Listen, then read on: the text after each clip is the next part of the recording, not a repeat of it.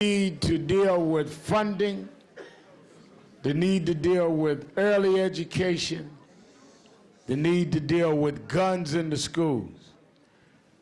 And if there is one community that needs to deal with this, it's our community.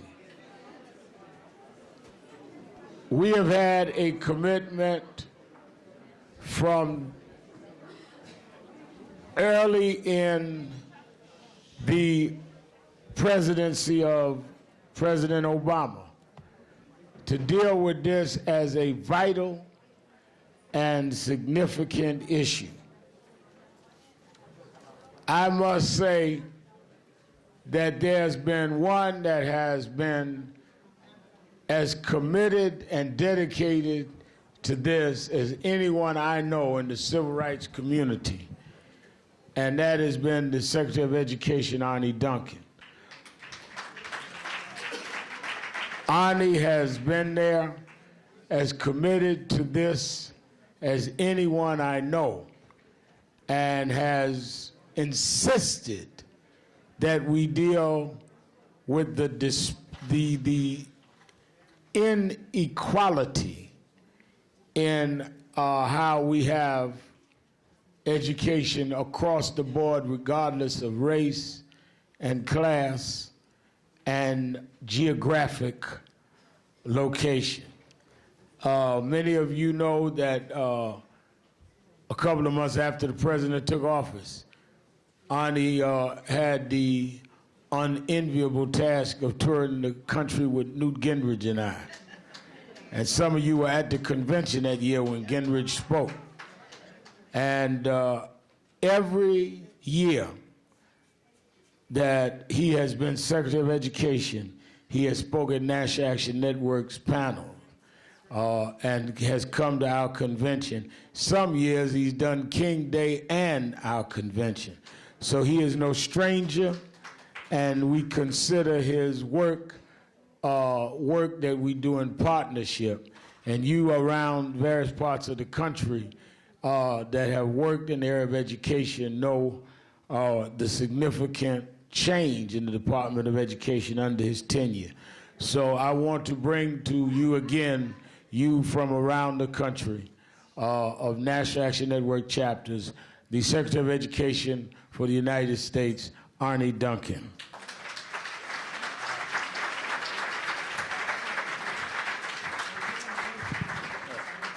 Thank you so much. I'm thrilled to be back. Before I begin, please give another round of applause to Reverend Sharpton for his extraordinary leadership.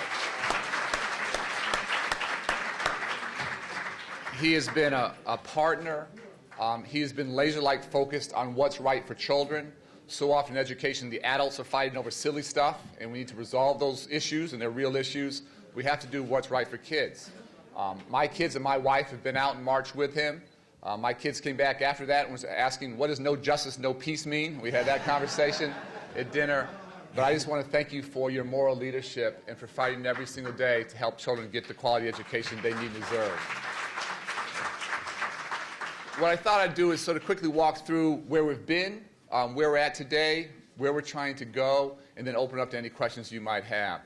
First, I want to say thank you to give the President and myself and our team a chance to continue to serve. That's a gift that the American public gives to only certain presidents. And there was no guarantee that was going to happen. The campaign was tough, was tight. There were days when things didn't look good. One night at dinner, my daughter asked my wife and I, if things don't go well, what's our plan B? And my wife and I looked at each other, and we didn't have one. So we just told her we don't have one. And it probably wasn't good parenting, but it was the truth. But the opportunity you've given us to continue to serve, to continue to try and help young children be successful, I can't tell you how much that means to me and to the President and to my family. Everyone here knows that education is not just about education. There's an economic imperative today. If young people drop out of high school today, there are no good jobs, none out there for them in the legal economy. And that wasn't always true. When I was growing up in the South Side of Chicago, it wasn't great to drop out, but you could drop out. You could drop out and go work in the stockyards or steel mills and have a pretty good job and earn a living and buy a home and support a family. Those jobs are gone, and they're not coming back. This is an issue of national security. Some of you might be stunned to understand that 75% of our young people today can't qualify for the military. They're academically unprepared, they're physically unfit, and they have a criminal record. So it's a big issue. Condoleezza Rice and others have talked about this. And what Reverend Sharpton and I always come back to is this, I think, is the civil rights issue of our generation. And I've said repeatedly that if you can ride in the front of the bus, if you can go to the movie theater, if you can drink at the water fountain, but if you can't read, you're not truly free. You don't have an opportunity. So if you take any one of those, if you take the economic imperative, if you take the issue of national security, if you take this as civil rights issue of our generation, any one of those compels us to act and to behave differently. You put those three together, we have to act with a much greater sense of urgency than we've ever had. There's been some real progress. Graduation rates are up. Dropout rates are down. More African American, Latino young people are not just graduating from high school, they're going on to college. So I'm very, very proud of our progress. For the first time ever, we're on track as a country by 2020 to have 90% of our young people graduated from high school. Long way to go, a lot of hard work ahead of us. But things are going the right way. We've challenged very hard, quote-unquote, dropout factories, where 40, 50, 60% of young people are dropping out, where we are actually perpetuating poverty and social failure. I'm very pleased to report that we have 7,000 fewer young people in high school dropout factories than just a couple years ago. So things are moving. But this is not a time to rest. This is not a time to think we've got this beat. The dropout rate around the country is still about 25%. That's 1 million young people leaving our schools for the streets every single year. And they don't have a chance in life. Right here in New York City, I always look at how many 9th graders there are in the city and how many 12th graders. You have about 50,000 less 12th graders in New York than 9th graders. 50,000 every year. And where are they going? They're not all going to the NBA. Bill Gates isn't coming. Mark Zuckerberg isn't coming. They don't have a chance. And so we have to continue to do everything we can to get better. First term, what we tried to do, we invested very heavily in early childhood education, $600 million to get our babies off to a good start. I think that's about the most important thing we can do, and I'll come back on that. We've done a lot to raise standards K-12 and have college and career-ready standards and have them benchmarked against the best countries internationally, because your children and my children aren't competing in the city or in their state. They're competing with children in China, in India, in Singapore, in South Korea. And our children are as smart, as talented, as committed, as hardworking, but we got to give them a chance to be successful. We've seen 46 states raise standards. This is a game changer, college and career-ready standards. And I think for the first time, literally for the first time in our nation's history, a child in Maryland or Massachusetts, which are very high-performing states, or a child in Mississippi, which is a low-performing state, they're going to be measured by the same yardstick. They're going to be held to the same high bar. And we're finally telling the truth as a country as to where we're at. We're working very hard to attract and retain great teachers and great principals. And we know there are no good schools. I go to hundreds and hundreds of schools. I've never been to a good school that didn't have a great principal. And we have to do a much better job of attracting and supporting and retaining our great teachers. Great teachers make a huge difference in students' lives. You take the average student, give them 3 good teachers in a row, and they're going to be 1.5 years to 2 years ahead. Give them 3 bad teachers in a row, and they're going to be 1.5 years to 2 years behind, and they may never catch up. And so we have to support excellence and reward that, but we have to challenge the status quo as well. Great schools have to be at the heart of this, great teachers, great principals, great talent, but schools can't do this by themselves. We have to challenge parents to step up. And I want to ask all of you, in your communities, as you go back home around the country, parents have to partner with their children's teachers. They have to turn off the TVs and the video games at night. They can't just drop their children at the school door and expect the school to raise their children for them. Parents will always be our children's first teachers. They'll always be their most important teachers. And my wife and I have 2 young children at home. If we're not part of the solution, we're part of the problem. And we have to be there with our teachers. We can't ask them to work much harder. We have to work in partnership with them. Secondly, we have to think very differently about our schools themselves and what they can be. These are really tough economic times. Everybody's struggling. We have 100,000 schools in this country. In every neighborhood, rich neighborhoods, poor neighborhoods, white neighborhoods, black neighborhoods, Latino neighborhoods. Every school has classrooms, they have libraries, they have computer labs, they have gyms, some have pools. They don't belong to me or to the principal or to the union. They belong to the community. And I want our schools to be open 12, 13, 14 hours a day with a wide variety of after-school activities, academic enrichment, tutoring, but drama and dance and yearbook and sports and music, and classes for parents, GED or ESL or family literacy nights. We can serve 2, 3 meals a day in schools. And I promise you that when our schools become community centers, when families are learning together, those kids are going to be very successful. Our children, most of our children struggle and get in trouble not at 2 in the morning or 3 in the morning. They're getting in trouble at 4 and 5 and 6 o'clock in the afternoon. When parents are working a job or 2 jobs or 3 jobs, looking for work, if we can keep them safe and keep them learning and keep the school as the heart of the neighborhood, then good things happen for children. In tough economic times, I keep challenging the Ys and the Boys and Girls Clubs. We don't need to keep building buildings. Let us run the school from 9 o'clock to 3 o'clock, and then you run the school from 3 o'clock to 9 o'clock. And put all your resources not into bricks and mortar, but into kids, into programming. And so we all have to come together and partner, nonprofits, faith-based institutions, social service agencies, and use those schools to be hubs, to be community centers. All of this is to what end? Not just to graduate from high school, but to go on to some form of higher education. And to be clear, you cannot drop out of high school today. We have to get that dropout rate down to 0, but some form of higher education has to be the goal. A high school diploma by itself isn't enough. So 4-year universities, 2-year community colleges, trade, technical, vocational training, some form of higher education has to be there. One of the things I'm most proud of from first term is we took $40 billion that were subsidizing banks and put all that into Pell Grants. And went from 6 million Pell recipients to over 9 million.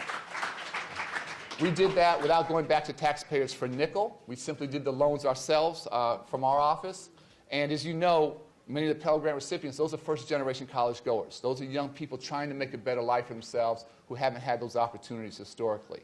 We put a huge amount of resources into community colleges. And we think community colleges have been this unrecognized, unpolished gem along the education continuum. And whether it's green energy jobs or IT jobs or healthcare jobs or advanced manufacturing jobs, we're going to continue to invest very, very heavily in community colleges. So a lot of work was done, but again, I feel a huge sense of urgency. This is unfinished business. These next couple years are going to fly by. The first 4 went very fast. I'm worried these next couple go even faster. And so where are we going? Where are we trying to go? I'll close on that and then open up for questions. A couple of areas. The President talked in the State of the Union about the importance of early childhood education. I think it is the best investment we can make. We have to level the playing field. We have to get our babies off to a good start. We know we don't need to study. Far too many disadvantaged children enter kindergarten. They come to kindergarten between 1 year and 2 years behind. You have children who come to kindergarten who have never been read to, who don't know the front of a book from the back of a book. And then we wonder why we have achievement gaps. And I keep saying if we're serious about not talking about achievement gaps but closing them, we have to close what I call the opportunity gap.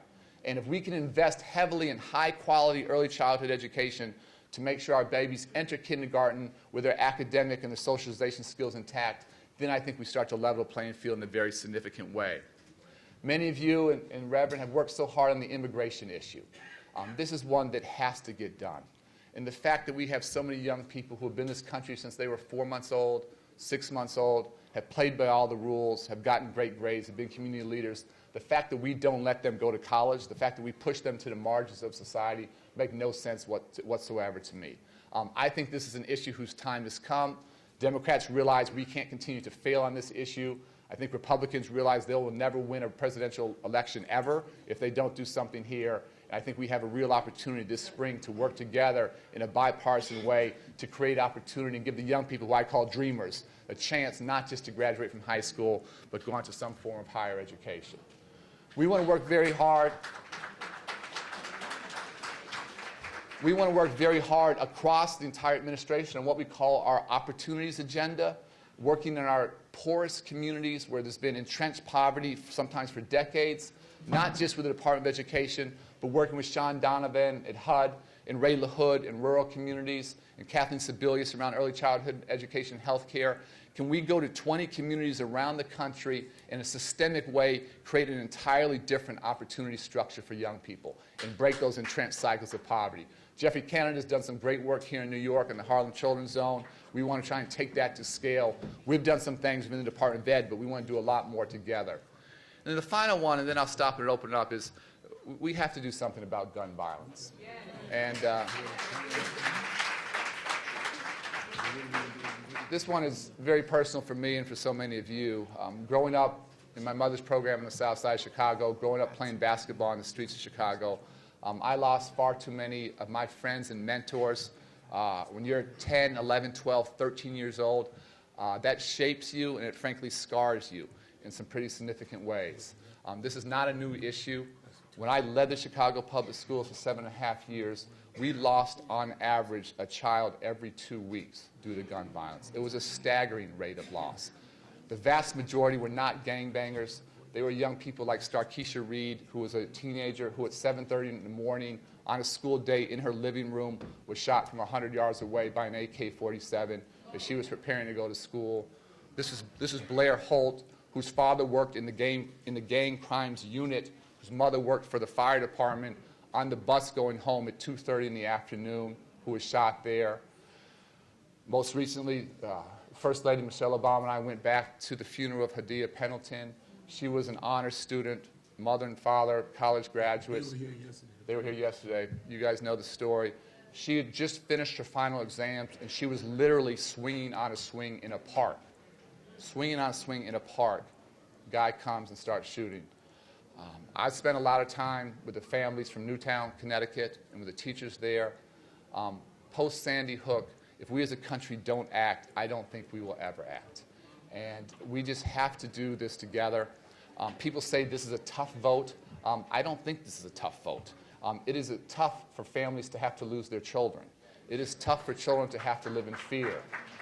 It is not a tough vote when 90% of the public says we should have background checks. We should do a better job of keeping guns out of the hands of criminals. That is not a hard vote.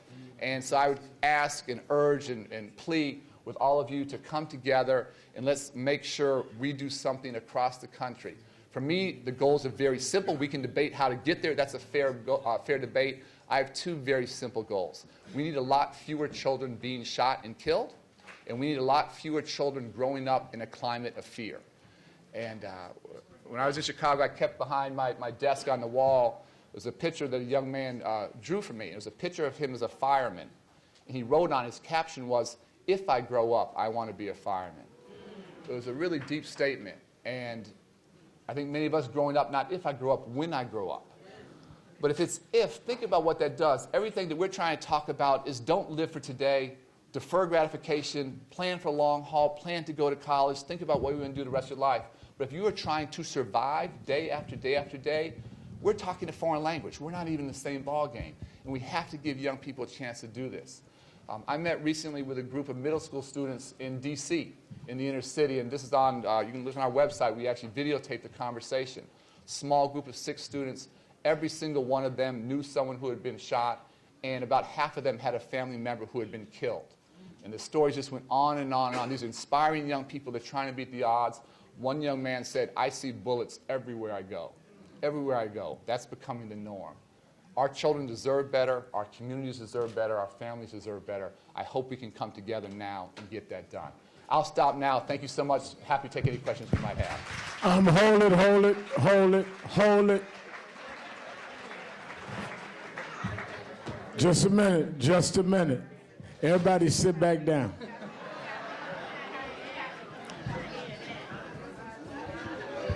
All right, those that are standing will not ask a question because I asked everybody to sit back down. We're not going to play, and it's not going to be the same people that ask questions every time I go to the floor. I'm going to take 5 questions because I've got to go into the next panel. 1, 2, 3, 4, 5. Come. I know who I called. This is not a game. Yes, ma'am. Being from Chicago. Wait, state who you are, where you're from. Yes, my name is Mary Pat Hector. I'm the national. The last 2 I did not call. Go ahead. My name is Mary Pat. Wait a minute. Put somebody from security behind this lady. That's that. We cannot disrupt We cannot disrupt the agenda. We're going to do this orderly now. And folks we don't get to, I'm happy to talk to on the way out in the hall, so we'll do that. Go ahead, yes, ma'am. Yes, my name is Mary Pat Hector. I'm the National Youth Director of the National Action Network, Youth Move. And I wanted to know, being from Chicago, what are you doing about hundreds of schools closing in Illinois? And how do you feel about, in your city, there being 54, this is the highest school closing in U.S. history. What are you doing and how do you feel about that? Yeah, this is a really tough issue, and it's playing out, obviously, you're in my hometown. It's playing out in Philly with Mayor Nutter and Reverend and I were talking about that. And they're complex, and I don't ever want to say they're easy answers on this. So you have different challenges. As a country, we underinvest in education. So every school district is struggling for resources. Chicago has some huge financial constraints. No one ever wants to close schools. No educator wakes up in the morning and says, I want to close schools. That's not what motivates anyone. What you've had in places like Chicago is significant depopulation. And when you go from a district that has a capacity to serve 500,000 students to 400,000 students, that presents some real challenges. So I always look at sort of what's the counterexample. And I'd urge you and other folks, and I've talked to the mayor and I've talked to other people in Chicago, what's the counterexample of a city that's not losing population, where population is actually growing? One example is Denver. Denver's population, their school population is up about 10%. And in part, Denver as a city is growing because there's so much confidence in public education there. And they're doing some things, union and management working together to create that sense of public confidence. What I worry about in places like Chicago, we talk about adult dysfunction. So much fighting among adults. And it's just like a family. When adults fight, when parents fight, what happens? Kids lose. Kids lose. So it is a challenge. You don't want to close schools. When budgets are severely constrained, you have to look at that. And let me tell you, you have to be really thoughtful about why you do it. Let me give you one example. I closed some schools in Chicago. One school I closed was Englewood High School. Reverend knows this. Yes, ma'am. Englewood High School, heart of the African American community on the South Side, and got tremendous community pushback. But at the time, 6% of kids were reading at grade level, and there's a dropout rate of over 50%. We were losing half the kids every single year. We put 3 small schools in there. People were scared we were going to sell the building for condos or something crazy. That was never what we were going to do. Put 3 small schools in there. One of them is a school called Urban Prep. Where Urban Prep graduates, as you know, 100% of their young men, and 100% go on to 4-year schools. So the goal is not to abandon communities. The goal is to create high-quality education, and that's the challenge here in New York. That's a challenge in D.C. That's a challenge in Philly. That's a challenge back home. And I'd urge people not just to have the battles, but look at where people are doing things differently. Denver, in fact, right now, they are reopening schools they closed a few years ago due to declining population. How do you create public confidence in public education? That's the goal. Yes, sir. Wait a minute, those audience, if y'all can't be quiet, y'all can be removed. We came here to have dialogue. We didn't come here to hear that. So one more time and excuse them, because that's why we have people on the audience that ask questions. Don't do, what's that? All right, then you please, because this is not fair to the people that are asking questions. They want an answer. My name is Frederick McMillan, and you talked a lot about money, but I didn't hear you say anything about special education. Okay. And I have my daughter here, and I'm going to tell you what's going to happen when you fail these special ed kids. Special education, that's a good question. My name is Fancy McMillan. Let me try and address that, okay? My name is Fancy McMillan. I'm 29 years old. I graduated high school with an IEP diploma. I've been diagnosed with a learning disability. I don't want to be on welfare. I want a job. I want to work so I can collect a paycheck like everybody else. Can you help me? Give me a job.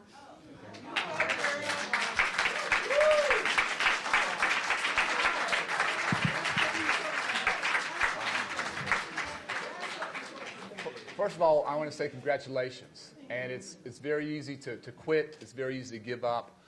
How we serve our special education kids tells us a lot about who we are as a people and what we value. One thing I want to see going forward is a lot less children labeled special needs. The best way to do that is to teach them how to read early and to get those literacy skills intact. But when folks like you do all the hard work and graduate and are looking to get a good job, we need to do everything we can to try and help you. Thanks for your hard work, and thank you. Kathleen Parks, Atlanta. I want to address the issue of student loan debt. Yeah. Okay. It has become outrageous. And my question is, teachers have enough stress in the classroom without having to worry about student loan debt. I know that after 5 years, you get $17,500 maybe deducted from an $80,000 or $90,000 debt. With the state of the economy right now, what are you doing, sir, or what is the education department doing to seriously take a look at this to see how we can best maximize the student loan program? I'm not just talking about loan forgiveness for new emerging teachers. I'm talking about teachers that have been out here like myself and others for years teaching and have accumulated student loan debt in the heart of this economy, which seems far-reaching. Yeah, this is a great question. All of these are complicated, so let me sort of walk it through. What we've seen across the country, 80% of states, 40 states, Republican and Democrat, have cut funding to higher education. And what's always amazing to me, 80 states cut funding to higher ed. What percent of states cut funding for prisons? It's never. So it's, again, budgets aren't just numbers. Budgets reflect our values. And somehow we have huge debates about funding for higher education, but very few debates about what goes on with in locking people up, incarcerating them. So what happens when states defund higher education? What do universities do? They boost their tuition to make up for that gap, and then folks have to take increasing loans out. So no easy answers here. This has got to be about shared responsibility. So we at the federal level have to continue to invest. I talked about the Pell Grants, Perkins loans, the IRB stuff we've done, the income-based repayment, helps the younger teachers, doesn't help you as much as the folks coming out. But please hold us accountable for continuing to invest. We can't do it by ourselves. We have to challenge states to keep their investment, and we're going to start to put some incentives out there to encourage states to do the right thing there. And then universities have to do a much better job of both keeping their costs down, but also focusing not just on access. Access is important, but it's not just about going to college. It's about graduating. It's about getting that diploma. It's got to be coming out the back end. And so we want to put in place incentives for states to do the right thing and for universities to both become more productive, more efficient, use technology and other things, keep their costs down, but do a better job of building cultures around not just access, completion. So a lot of hard work. Please challenge us and hold us accountable, but we have to do it with states and we have to do it with universities as well. Some places are doing this extraordinarily well. Others don't begin to get it. The final thing we're trying to do for the next generation coming up is provide a lot more transparency. A lot of young people, it's very confusing to figure out which school to go to, grants, loans. We're trying to put a lot of information out there so young people and their families can make an informed choice and understand not just what the cost is for the first year, but what the cost is for 4 years. And again, what is a loan? What is a grant? It's been far too confusing, far too opaque. We're trying to make that a lot more transparent. We have a ton of information on our website. Please check it out. Thank you. Yes, ma'am. Good morning. My name is Evelyn Hunter. I am in the Progressive Association for Political Action, and I would like to know why, when they have a budget shortage, the first thing they cut is elementary education, and why do they always decide to say, we're going to make a study on what happens when the young people get cut, when everyone knows, even the illiterate knows what the situation is. They're taking that money that could be used for good and put it in their pocket, because that's a waste of funds, saying that they were going to investigate. And when they go to get elected, they're going to say, we're going to help education.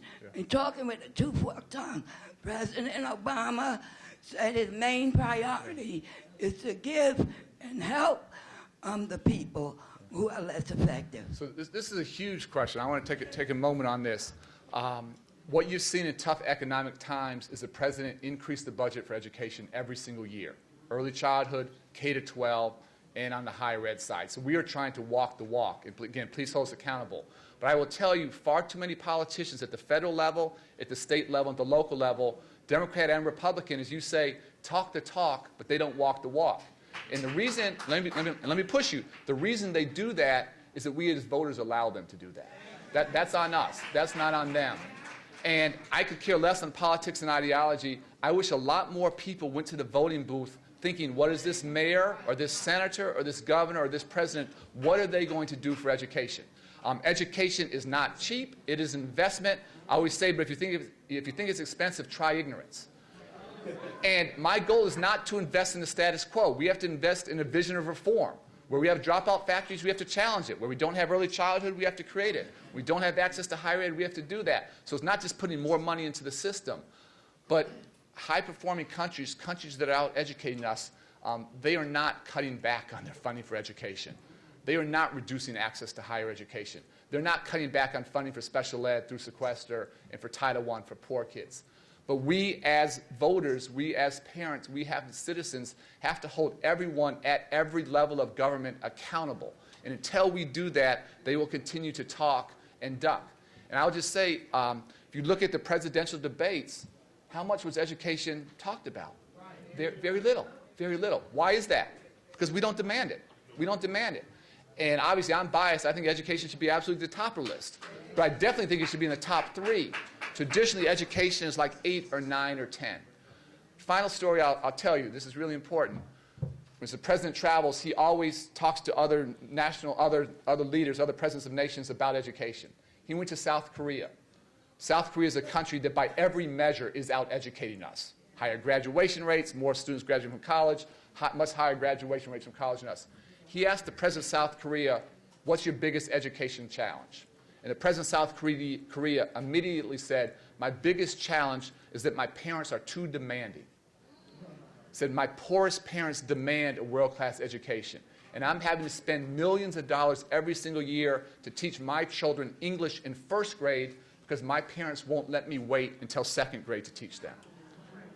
I wish we had a lot more folks demanding of Rev, demanding of me, demanding of mayors and governors and the president, demanding a world-class education. We need that pressure. We don't have that. Good morning. My name is Linda Williams. I'm from Brooklyn, New York. And I'd like to know, have you thought about using or passing a bill for reparations and that bill being used for an education for every person of color in this country?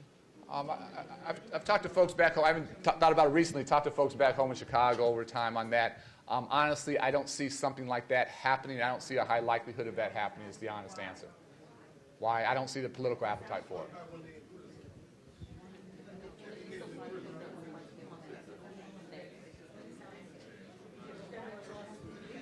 Hi, my name is Mabel Greer from Cleveland, Ohio, and I work with students from preschool all the way through college. I work with all types of students in special ed and with the work. The problem I have is that as far as funding is concerned, everyone is a nonprofit. They get to get this funding, and they don't have a clue what they're doing. Math and science are critical areas right now, and there are people getting money, and they don't have the programs for them.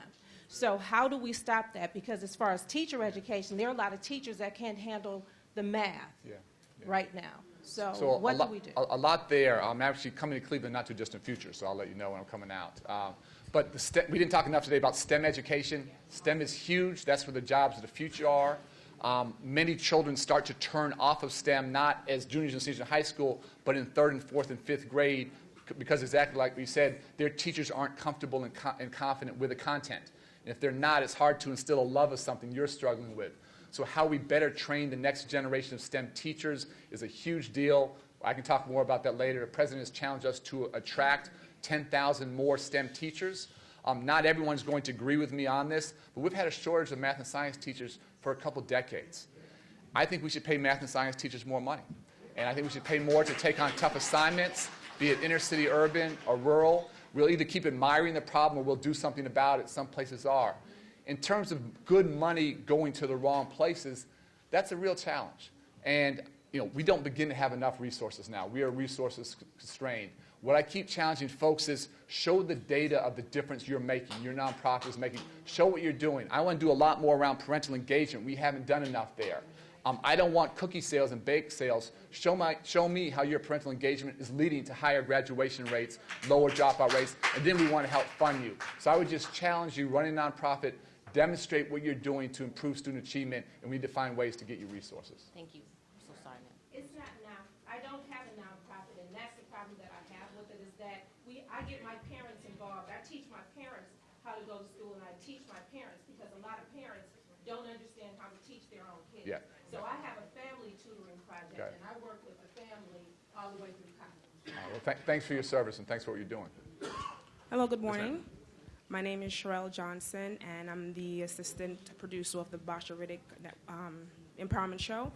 And my question basically is, because we know that self-esteem is extremely important in how individuals view themselves, what are we going to do in the educational system to make sure that children in the educational system know how to empower themselves by having a higher self-esteem, which could help and lead to less gun violence and other incidences in our society. Less self-destructive behavior. So again, lots to talk about there. A couple things I'll touch on.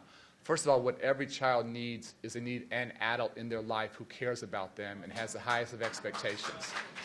So some of us are lucky enough to grow up with two parents at home who can provide that.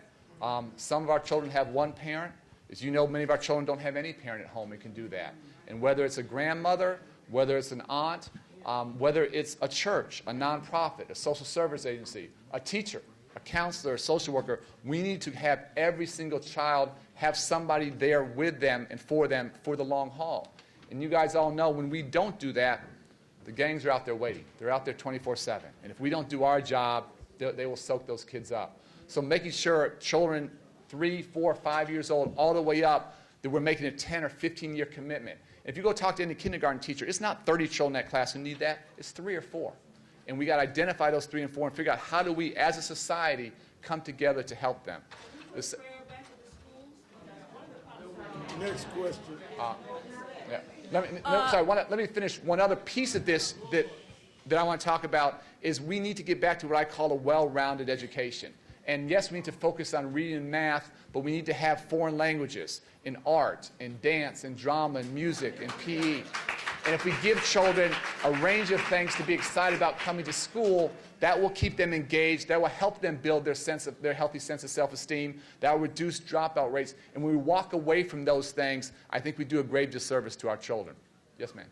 My name is Naili Dari, and my question. My name is Naili Dari, and I'm the Midwest Youth Director of N.A.N Action Network.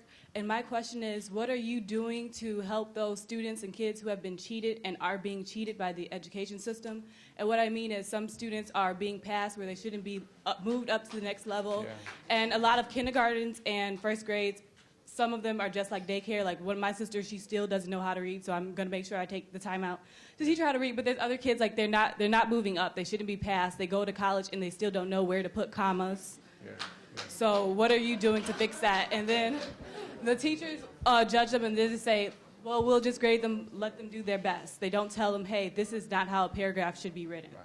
So a lot there, I think we start to cheat children at the earliest ages. And that's why I come back to high-quality early childhood education. We have to close those gaps early. So that's one really important thing we can do. I will say I think the vast majority of teachers do an extraordinary job. But where you have teachers who aren't challenging children, who aren't working with them, we have to challenge them and challenge the status quo. If your younger sister's in kindergarten, first grade, second grade, she should be reading. And I challenge you should absolutely take the time to help her. But you shouldn't have to do it by yourself. And so how we hold all of each other mutually accountable, teachers, parents, community members, and your point is dead on. When we pass a child through the system year after year and they're not ready, we're lying to them. We're lying to them. That's why I think, again, raising standards is so important. We have a high bar for every single child so they know where they are, so politicians stop lying to them. But where schools or teachers are ineffective, where they're just passing through, just as we celebrate success, we have to have no tolerance for that kind of mediocrity and push very, very hard there. So I would encourage you not just to do what you're doing, but to talk to the principal. If that doesn't work, to elevate it to the school board. And again, hold yourself accountable as a family member for helping, but challenge the school to be a good partner. You have to do that. Let me ask this, Secretary Duncan, before you leave. We're concerned about the Parents Plus Loan Program and its impact on black colleges. The program is something that is vital in terms of funding and threatens the existence of some black colleges. Where are we with that, and how do we make sure that black colleges are not negatively impacted by that? It's a great question. We're working very, very hard with HBCUs and other institutions around this. We had a president of Virginia Union sitting right here. Yeah. So what we have to do is a number of things. We have to do everything we can to support HBCUs, and obviously the president is a huge proponent. I'm a huge proponent. Over our 4 years, funding for HBCUs has gone up significantly. If we're going to hit the president's goal of leading the world in college graduation rates, we can't do that without HBCUs. And we need them not just to survive, but to thrive. When you're making loans to parents to help pay for college, that's hugely important.